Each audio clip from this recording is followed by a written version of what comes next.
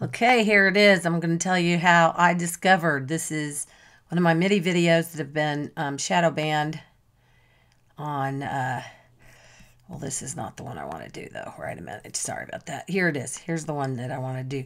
This I made, as you can see, back in 2013.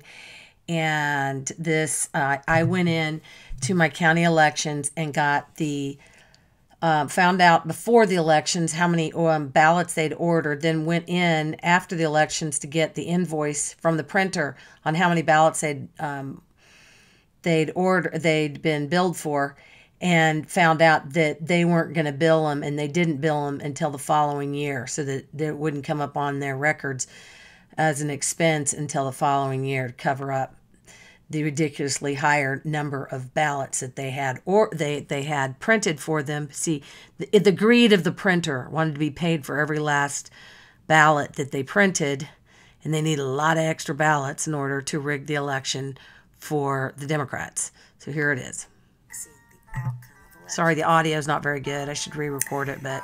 In summary, the election fraud appears to be centralized yet compartmentalized, with only a very few people pulling the strings to facilitate the fraud. By first flooding the state with fraudulently registered absentee voters, then using those fake voters to cancel out the votes of legitimate voters using the Saber devised centralized voter registration system in cooperation with ES&S voting machine systems, which is the same voting machine system they use in Broward County. Broward County uses the same one. Now, how to prove this theory of corruption? We have tracked the ballots in 2010 Multnomah County, Oregon election. Multnomah is the downtown Portland, Oregon county. In several counties across the state. To illustrate the fraud, we will focus on Washington County, the second most populated county in Oregon. You see, in the two largest counties in Oregon, Multnomah and Washington County, you have some anomalies that are not present in most Oregon election offices across the state. First, the county clerks in both Multnomah and Washington County are both appointed by their county commissioners, and both seem to be billed for their printing of their ballots for major general elections in the new year, almost 4 months after the ballots were delivered to these counties.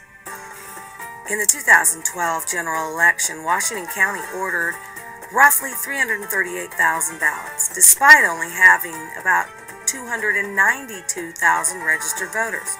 Yet, when Ryder Graphics finally delivered their print invoice in 2013 for these ballots, they were charged for 360,000 ballots. More evidence that this election fraud scheme is in place is that the Oregon Secretary of State and Multnomah County spent a full day with 3 attorneys to argue that they should not have to destroy leftover unused ballots after 8 p.m. on election night. These are all the leftover unused ballots. During the hearing, they went to great lengths to discourage any change from ES&S to the Hart Intercivic election machines, as Clackamas County, the third largest county in the state of Oregon, had done in the previous year. Now, the state officials are so fearful that their well-oiled election fraud system will be derailed by rogue county clerks who may seek to exchange ES&S with Hart that they have put forth legislation to amend the Oregon Constitution that will be referred to the voters to eliminate the need to elect county clerks statewide. If passed, the state would that's enough of that. Enough of that. Okay, did you see that? They as you can see from the deal here, I'm gonna just freeze frame it on the part that was really pertinent. Okay, see that 330. Let's see. Let me go back out again. See that? 360,022 ballots were printed in order to rig the election in 2012. And they only had a voter registration in this county of 292,000. So that's roughly 68,000 more ballots were printed than they had registered voters. So what I believe very strongly they're doing in Broward County, because it's the same system that they use in Broward County. Only in Broward County, people can take their paper ballot, fill it out, and then feed it directly into the scanning machines themselves. But it's the same company, ES&S Voting Machines Company, which was originally under a different name way back. It's gone through different incarnations, but it was originally founded by Chuck Hagel in order to rig his Senate election against the ex-governor of Nebraska back in the 90s. He wins in a landslide. Nobody knows who he is. He doesn't even have any grassroots effort. He wins the U.S. Senate. He's got his business partners is his treasurer, which is the only real other person you really got to have or need to have unless you want to act as your own treasurer for your campaign. So anyway, I've been tracking these unused ballots, and if they do this in Broward County, if they simply go into Broward County and they get documentation finding out how many ballots were ordered and documentation from the printing company how many ballots were printed, then you will know. If there's significantly amount more of them, what they're doing is they are taking these extra leftover unused ballots in places like Oregon. That makes it real simple because they got all vote by mail fraud. So you drop your ballot off, you fill it out, you drop it off at a drop box in Oregon. Then they swing by and I don't know if they're bribing the delivery people or they're just all in cahoots. I don't know how many people are in cahoots. So, any conspiracy can be exposed really quickly if too many people know about it. So I think what it is they run in like terrorist cells or like spy cells. It's on a need-to-know basis only. You're just told to do what you're told to do, and you do it. You have no idea how your little task has to do with the whole picture. But in any case, they somehow get the ballot boxes. But before they get delivered to the county elections, they take the ballot boxes with ballots that are legitimate, that people legitimately filled out. I think they take them to a secondary place where they've got ballots that have already been filled out for the Democrats placed into the secrecy envelopes, and then those secrecy envelopes with all the Democrats voted for are smuggled into the envelopes. Or perhaps they allow the legitimate votes to be delivered to the counties, and then they're transferred inside the county at the dark of night or somehow moved around. But I do believe it's unbeknownst to the people at the campaign, the people that work at the county elections, except for perhaps for the head of the county elections. Maybe there's a select few. I don't know exactly who is actually complicit in the fraud, but they funnel in the Democrat ballots into the race. I saw this in my recount because before they realized I was going to do a recount, I was sitting at a table where they were going over provisional ballots or they were fixing ballots that didn't go through the scanning machine properly. So they were making sure they were redoing the ballots. Enhancing the ballots. So they have one person read off the votes of that person, and then they have the other partner fill in the little dots to give that same exact vote to a fresh paper ballot, which is their excuse for needing all these extra unused ballots, which were supposed to initially, when they decided on all vote by mail fraud in Oregon, they set up the law that you're supposed to have destroyed all the leftover unused ballots on election night, but they weren't doing it. So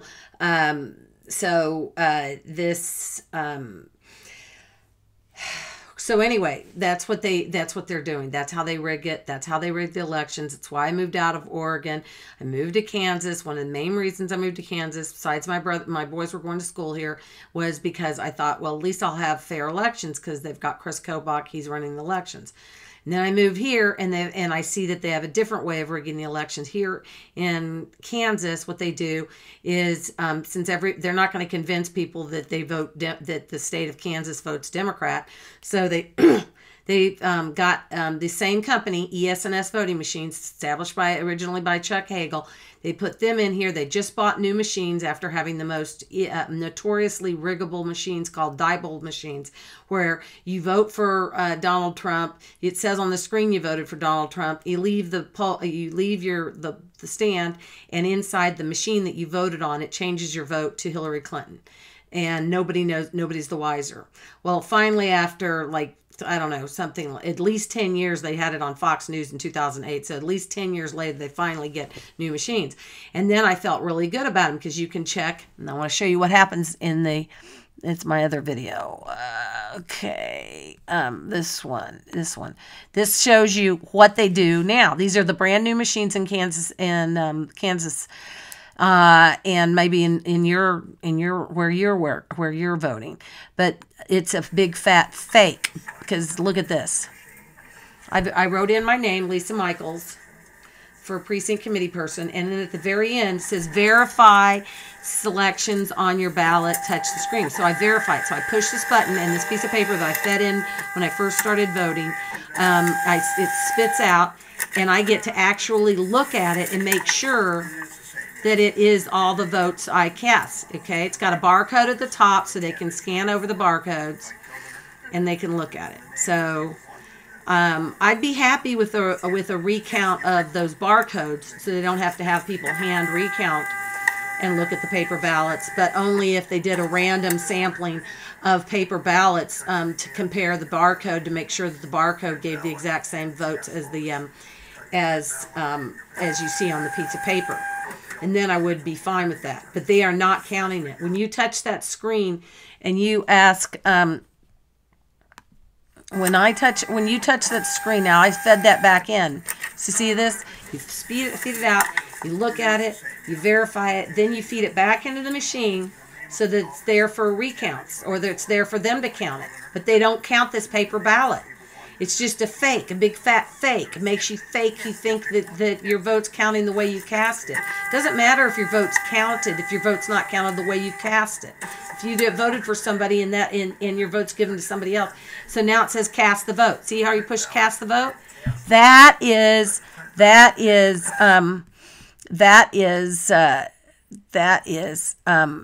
see, I want to do this. Let's a second.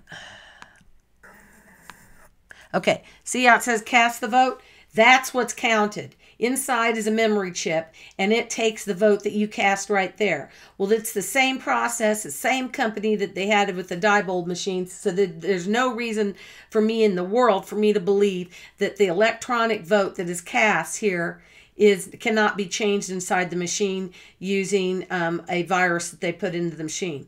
Now, I called the state elections officer, a fellow by the name of Brian, who was extremely rude, and he believes that since we do a public testing before we put these machines into operation at the beginning of every election, that should protect us. Well, if that protected us, we'd never have any election fraud now, would we? Anybody who was going to rig a system so that it was going to give the votes to the person that the entities, the candidates that the person rigging it wanted it to go to, would of course have it set up to make it pass the public test. Of course it would pass that. That's no test. What's a test is if you look at the paper, count the paper ballots instead of this electronically cast votes. And they are not cross-checking them. They're not cross-checking them, just taking one precinct and looking at all the ballots cast and making sure that the same number, looking at them with your eyes and making sure that the exact same electronic tally came out the exact same way as the paper ballots. And I tried to do that by asking for just my 123 ballots that were cast in the primary with the first time we've used these machines to make sure that the paper ballots, I wanted just copies of all the paper ballots. This idiot Brian, I shouldn't say that. He's not a very smart man. Or either that or he's in on the rig. I don't know what. Probably just uninformed. That's probably what he is. I shouldn't call people idiots. It's not fair. I'm sure he's quite smart. Otherwise he wouldn't have his job. He just is, he's a little set in his ways. Let's just say that. So Brian thinks that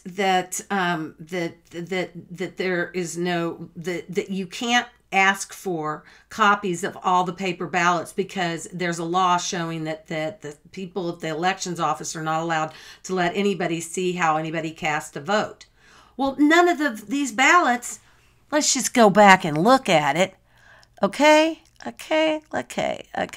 Let's just look at this. Let's see if we have anything that says that Lisa Michaels cast this vote. Stop.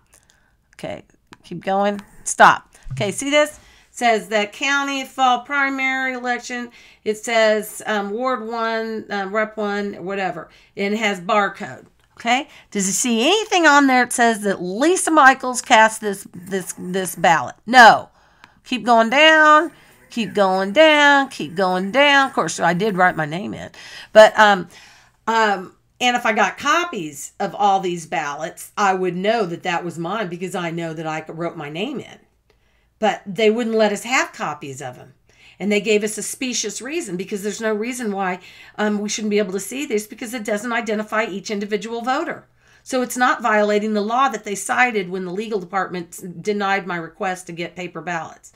All I wanted to do was get all 123 paper ballots, then go right down the paper ballots and make sure that every last vote was counted as the state, because they put it up on the website. How many people voted, for instance, for governor. Okay, I voted for Chris Kobach.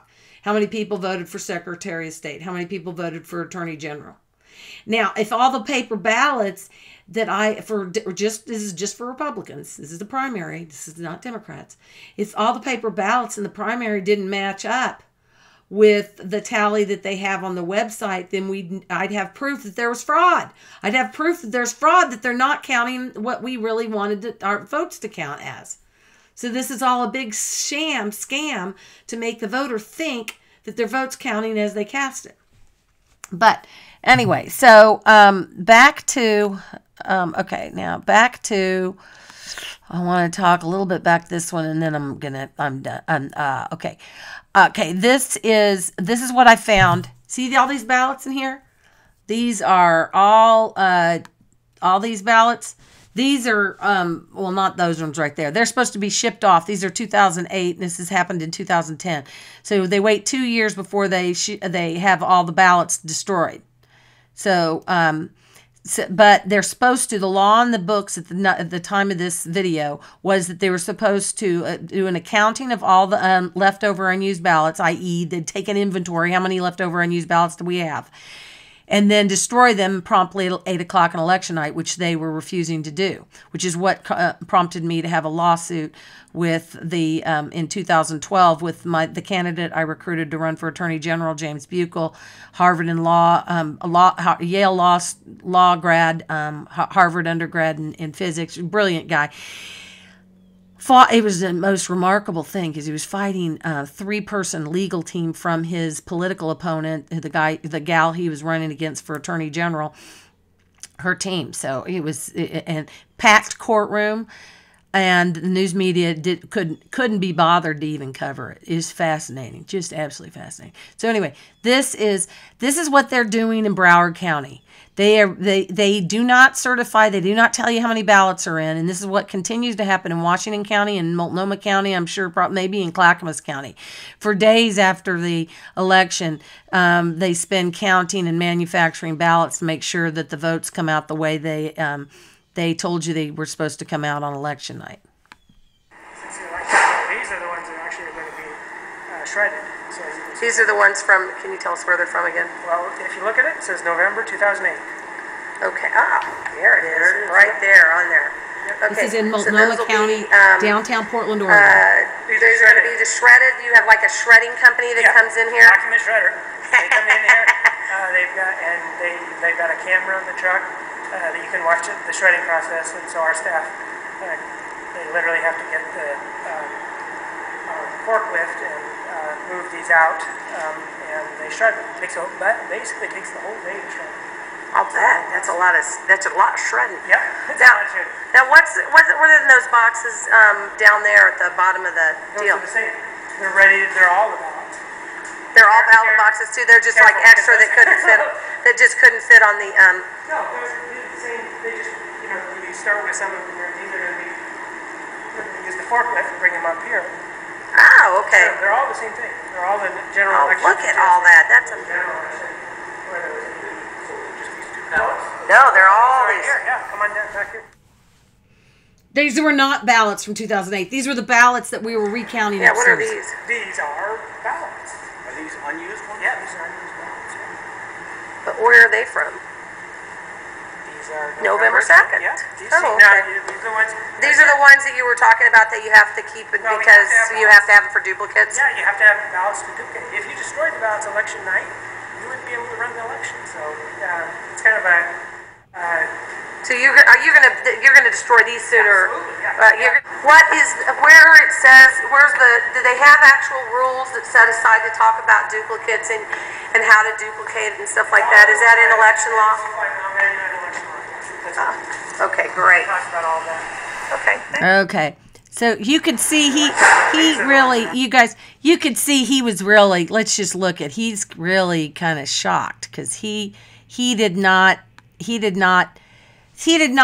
thought these were ballots that were going to be, that were from the 2008.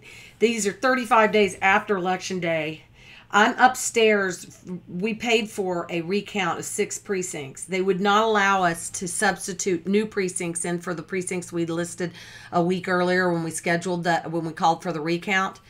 And that is, we believe very strongly, was because they were going down to these boxes with overflowing, which we found out, we counted them later, 32,000 of them, and finding the right ballot type and then filling in the ballots to match the tally so that they wouldn't get caught rigging the election by our recount of 6 precincts. Every election, you know that they're rigging the election when the Democrats don't even campaign. They don't even campaign. This guy that she ran against, Earl Blumenauer, he didn't even campaign. As a matter of fact, on his congressional calendar, he was listed as going to Asia during the entire election season. And Delia Lopez was advertising on Spanish radio. I mean, people were thrilled to vote for Delia Lopez. And then the news media was in on it because the news media gave all her Republican nominee, Delia Lopez's votes to the Libertarian candidate and reported that the Libertarian candidate had gotten the votes that she actually got. And because the Libertarian candidate did not have a Spanish name. And so they didn't want to alienate the Hispanic population, which is pretty large in this area of Portland that Earl Blumenauer runs in downtown Portland area.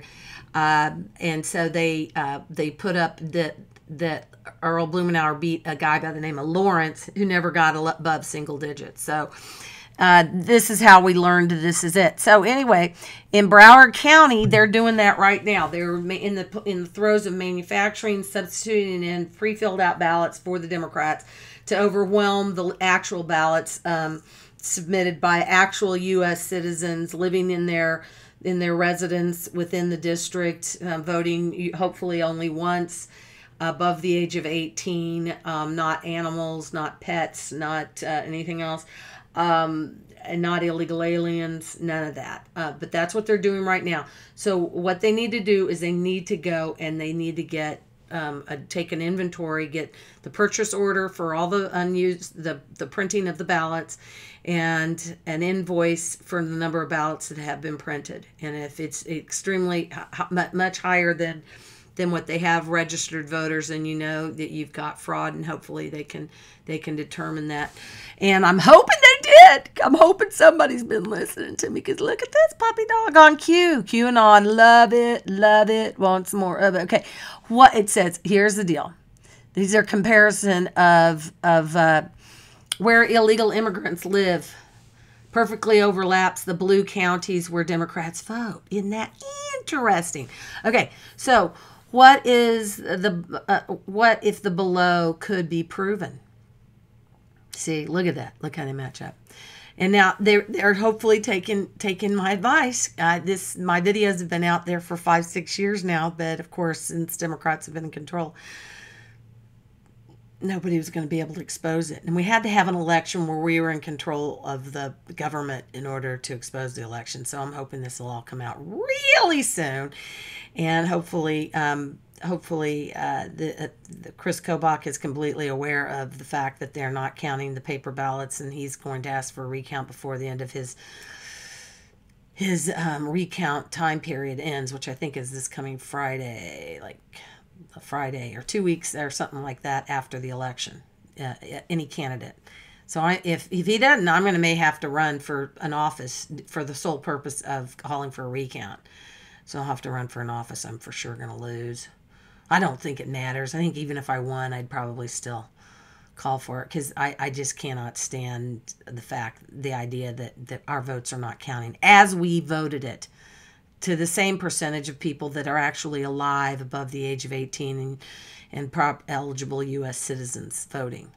Because if you have a whole bunch of illegal aliens and dogs and cats and dead people voting, then they cancel out the legitimate votes, and that just infuriates me. Okay, so here's what Q says. What if the below could be proven? Election plus D party officials filled out many thousands of blank ballots. I've been saying it's all about the blank ballots for years. Oh, they're just, I'll be still my heart. I'm so thrilled. Okay, elections plus D party. So the elections office plus the Democrat Party is the ones involved in this. Officials removed and destroyed legal ballots. See, I think they exchange them out. I think they intercept them between the drop boxes or between the post office and being delivered to the elections office off-site, and they have ballot filling out parties. As a matter of fact, somebody in Oregon overheard somebody on a light rail in Portland say that they have a job filling out these ballots for all the right people. Well, of course, I think the wrong people. They're Democrats. But anyway, election plus Democrat Party. So these are all the things that they think the elections offices and the state elections office and the Democrats, or the county elections office, and the Democrat Party officials are doing. They filled out many thousands of blank ballots. The party officials removed and destroyed legal ballots. The party officials deliberately organized non-citizen voting. So they got a bunch of illegal aliens voting. The party officials in XX locations, so many locations all over the country, probably in those maps above there. I'm sure here in Kansas City, I'm sure in, all those major metropolitan areas. That's another thing I've been saying for all along, is the reason Hillary Clinton lost was because the people in the non-rigged counties in the hinterlands, in the rural areas, turned out in droves to vote her out. And also, I believe that the white hats stopped them from doing this system again in the 2016 election, which is why we have the honorable, wonderful, great Donald Trump as our president. So back to this number 4. Elections plus D party officials in X locations across the U.S. under lock and key stored many thousands of blank ballots for purposes of altering the vote total. Who safeguards blank ballots? The county elections. Who issues blank ballots? The county elections. Who controls blank ballots? The county elections. How many blank ballots are generated versus total county population? The control and issuance of blank ballots is key. Why did the same counties under dispute today refuse to turn over their voter registration information upon request to the Voter Fraud Commission? That you remember Vice President Pence put together a voter fraud commission, and Chris Kobach was part of it. And I'm pretty sure John Fund was at least advising, and other people were working on it. I was trying to get James Buechel, in my opinion, the foremost authority on a lot of this. He was my attorney when we had the lawsuit against Kate Brown, Secretary of State Kate Brown, who became governor only because the crooked governor John Kitzhaber had to leave office. So what does that tell you? Oh, and then she wins this last election. She just wins another election. Ballots are generated downstairs. Ballots are generated, and total how many blank ballots are generated versus total population. The control and issuance of blank ballots is key. Why did the same counties under dispute today refuse to turn over voter registration information upon request to the Voter Fraud Commission? Why was the Voter Fraud Commission disbanded and turned over to the DHS? What vested authority does the DHS, Department of Homeland Security, have compared to the commission body? And then it's got a link to the Washington Post article, and it says enemy at the front door. That's right, they are. They rigged a lot of elections, and hopefully they're going to expose them, and the rightful people will take their offices in Washington, D.C., including wonderful Mark Callahan, who I helped out in his campaign against Kurt Schrader in Oregon. Without evidence, Trump and Sessions warn of voter fraud in Tuesday's election. Of course, they have to start out without evidence. Panic, panic in D.C. They know we're fixing the elections. Yeah, because we're not stupid. Okay, Georgia gubernatorial candidate Brian Kemp greets volunteers and staff in his campaign office. They hold a phone banking event on Monday. Okay, President Trump and Attorney General Jeff Sessions on Monday issued strong warnings about the threat of voter fraud in Tuesday's election, echoing the president's baseless claims that massive voter fraud marred his 2016 election and prompting accusations that his administration is trying to intimidate voters. Yeah, intimidate voters that are not supposed to be voting, maybe. In a tweet early Monday, Trump said that law enforcement has been strongly notified to watch for illegal voting. He promised that anyone caught voting improperly would be subject to maximum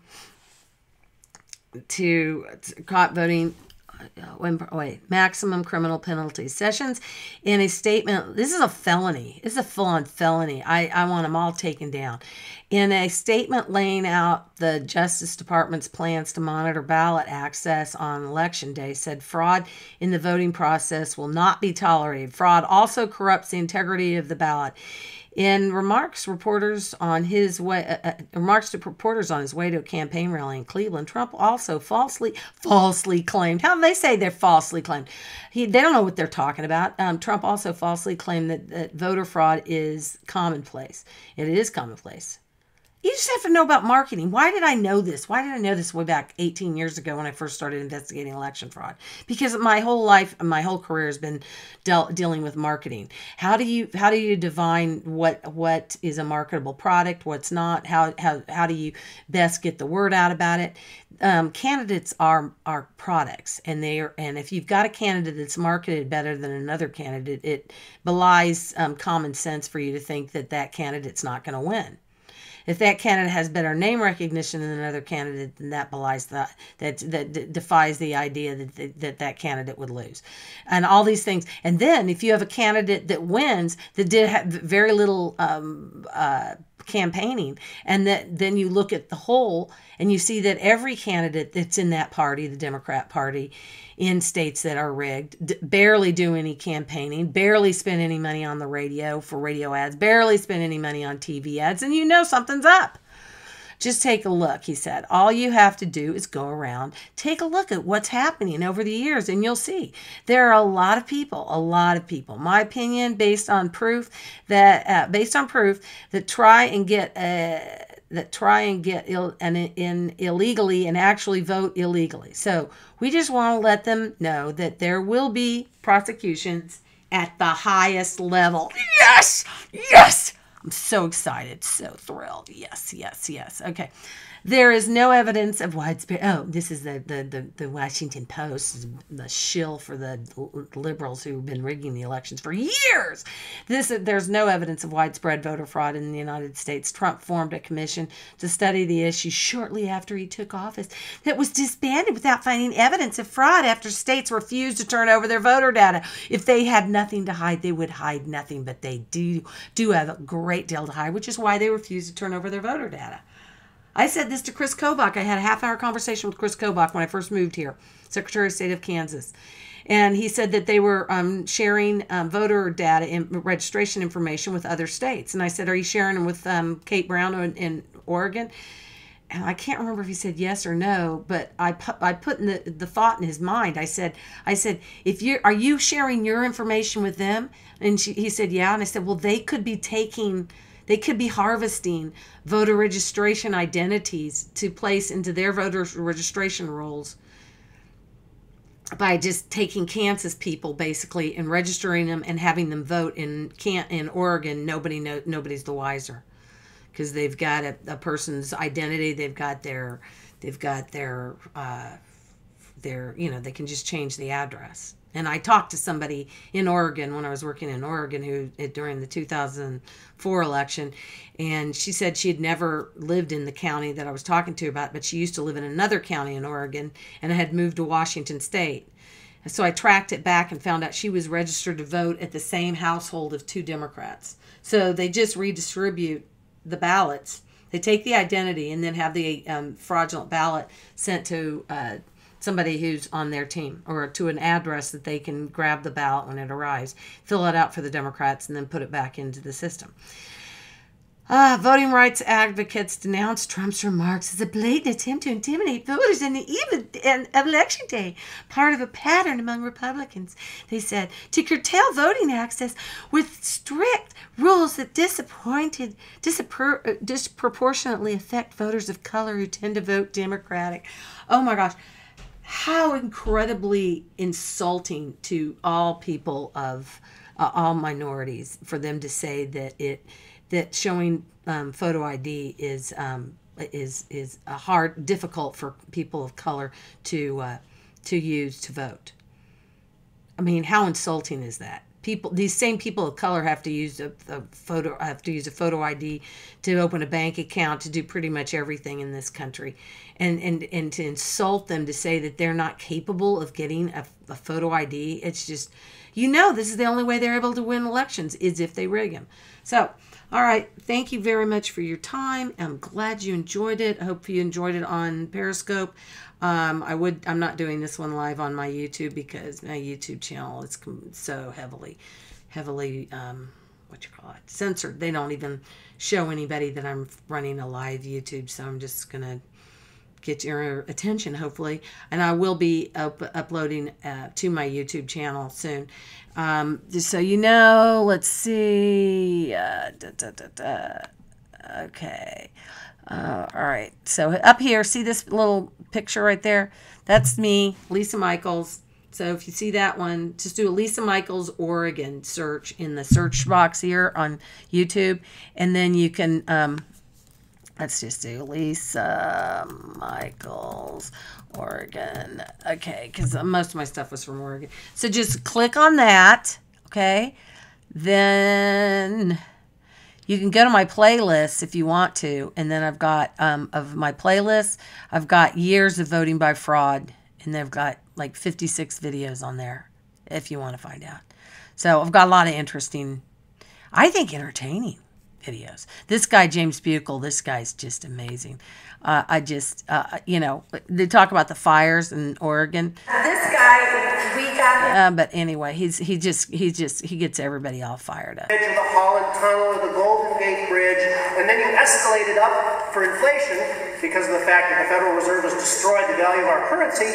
Everything we build now costs 10 times as much in real terms because we have 10 people pushing paper back and forth. Think about the Columbia River Bridge crossing, right? It's like, let's have a $108 million planning process about a bridge. And they plan and they plan and they hold meetings and they hold meetings and they get to the end of it and they come up with a plan where the bridge is about 51 feet shorter than every other bridge and things can't get underneath it. And so, hey, start over again. Pay no attention to the man behind the curtain. Bend over. You're just taxpayers. That's the way Oregon government works because we have this fantastic centralization, and people understand that. And what is one of the most important manifestations of this?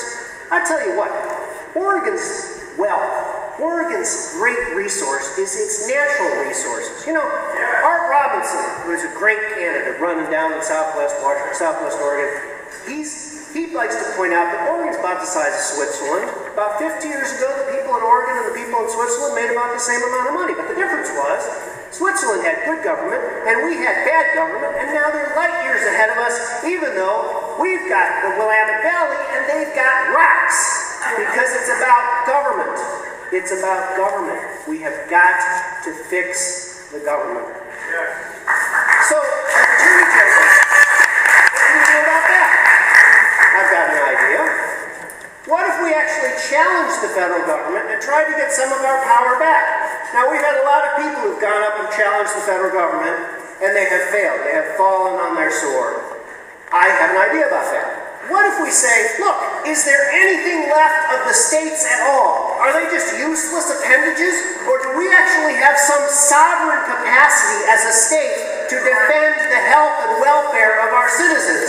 And I think about this as I drive up Highway 84 with my eyes watering and my throat coughing as they are burning our natural resources to the ground. They have burned $10 or $20 billion worth of state income in the last 10 or 20 years, right up in smoke. Because everybody knows that it doesn't make sense to have somebody 2,500 miles away trying to figure out how to fight a fire in the mining wilderness. I was in La Grande last week. They tell me the lightning hit a tree. Any fool with a chainsaw could have put out the fire by himself, but no, it's a wilderness area. We can't fight fires in the wilderness area. You know, we can't use a chainsaw or a bulldozer because that would disturb the wilderness character of the area. It's better to let it burn to the ground. What kind of fools think these things? The fools that are 2,500 miles away, the educated idiots. And people understand that this approach to government makes no sense. So what can we do? What can we do? I would like to see the commissioners of Wasco County and the legislature of the state of Oregon begin to pass statutes that say, hey, we are not potted plants. We are here to defend the people of the state of Oregon. We are here to protect their health. We are here to keep them from getting sick from the smoke. We are here to keep them from getting their houses burned down. If you are a large landowner, whether or not your initials are ES&S, when you're a large landowner and you let these fuel loads build up and the snags fall down and you've got huge loads that are a threat to public safety, we will go in and cut it ourselves. Now, we have sheriffs. We have to have county commissioners. We have to have sheriffs.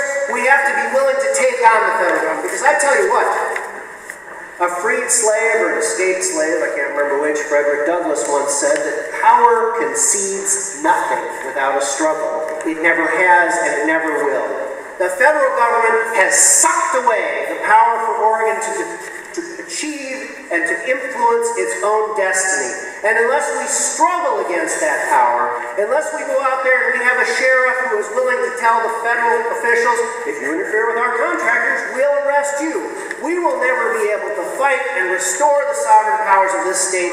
And the highest duty I could have as an attorney general would be to stand there in front of the Supreme Court and say, look, is there anything left here at all? You fools, wake up. This is a federal government. We are a sovereign state. We have sovereign powers, and we need to defend them.